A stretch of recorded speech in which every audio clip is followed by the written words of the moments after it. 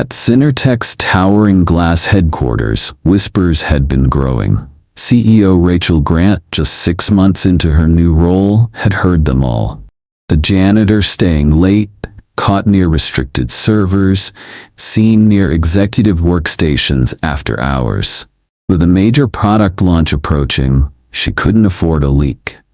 So Rachel did what no one expected. She stayed late and followed him herself.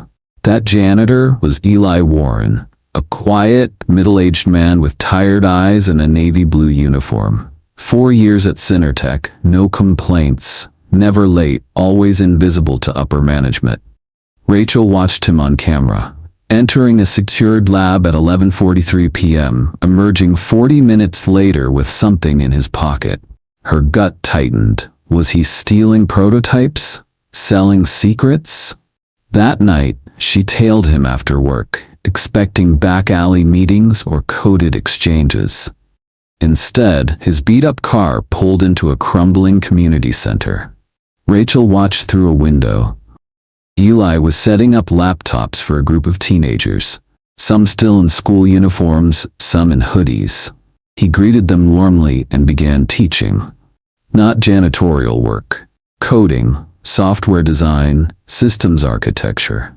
Rachel stared, stunned, as the man who vacuumed her office every night explained advanced algorithms to a dozen wide-eyed kids. This wasn't espionage. This was something else entirely.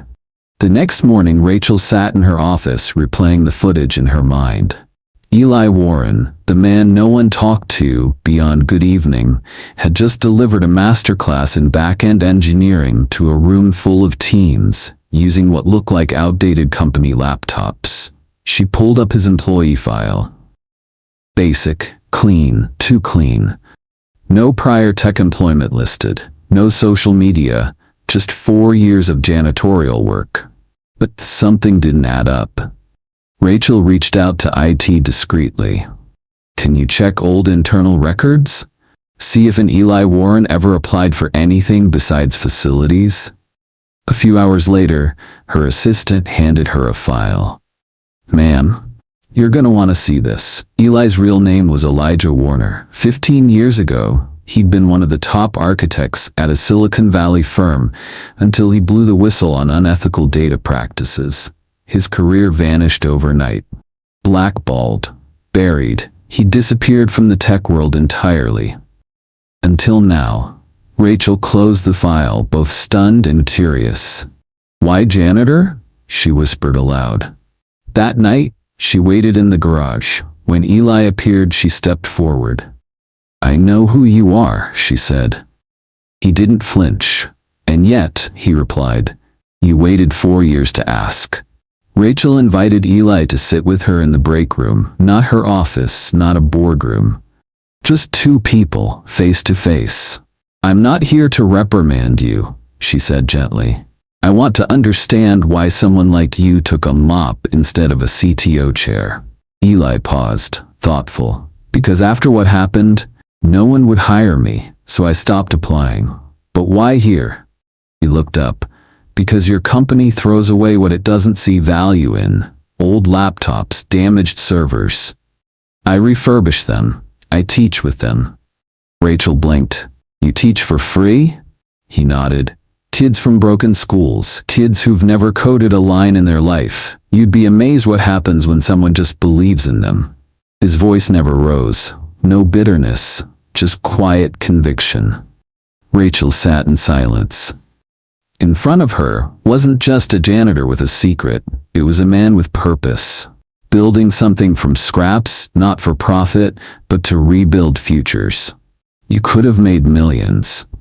I could have, Eli said.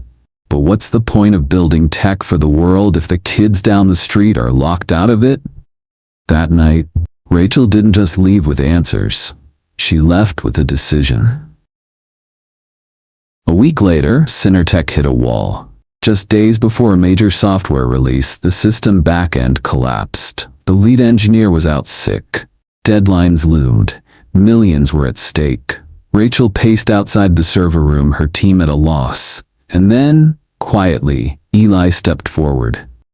I can help, he said. The engineers glanced at each other, skeptical, confused. Rachel nodded. Let him in. What happened next was something no one expected. Eli reviewed the codebase in silence. Then calmly, he pointed to a loop structure buried deep in the architecture. One line of miswritten logic causing the entire crash. Within 2 hours, the platform was back online. By morning, the story had spread across Synertech. The janitor saved the launch. But Rachel made sure they knew the truth. He's not the janitor, she told her board. He's an architect, in every sense of the word. She didn't just thank him. She offered him a position. Director of Innovation Initiatives. Part-time on his terms with full funding for his youth program. At first, Eli refused. I didn't do this for reward, Rachel smiled. Then don't see it as one, see it as a tool. More kids, more laptops, more chances. Eli looked at the offer. And this time, he said yes. Months passed. Synertech not only recovered, it thrived. Investors were intrigued by the company's quiet culture shift. Employees spoke of purpose more than perks. And at the center of it all, Eli Warren, once unseen, had become the company's quiet compass. He still wore plain clothes, still showed up early. But now he also mentored engineers, gave talks to interns, and expanded his weekend coding sessions into full scholarship-backed boot camps for underserved youth. Rachel often told visitors, he didn't just fix our back end, he reset our foundation. One afternoon, as the company unveiled a new tech hub in the city, they cut the ribbon on a special wing, the Warner Lab for Youth Tech Literacy. Eli stood beside Rachel, humbled.